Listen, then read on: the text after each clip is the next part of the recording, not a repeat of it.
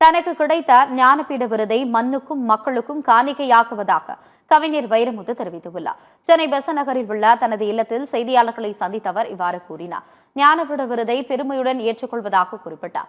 குறுகிய காலகட்டத்தில் தமிழ் எழுத்தாளர்களுக்கும் படைப்பாளிகளுக்கும் இந்த விருது வழங்கப்பட வேண்டும் என விரும்புவதாகவும் வைரமுத்து கூறினார். வைரமுத்து போன்ற கவிஞர்கள், படைப்பாளிகள் கால ஓட்டத்தில் வந்து வந்து போவார்கள்.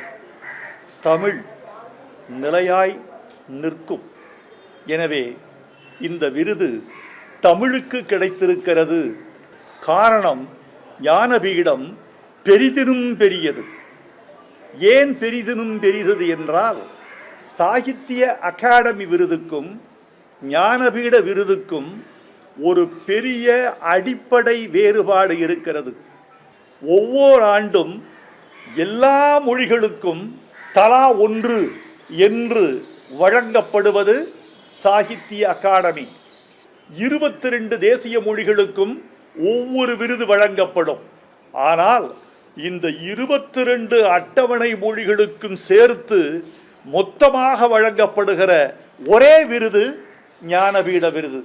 அதனால்தான் ஒரு மொழிக்கு அடிக்கடி விருது வராமல் ஒரு சுற்றி வருவதற்கு பல ஆண்டுகள் ஆகின்றன.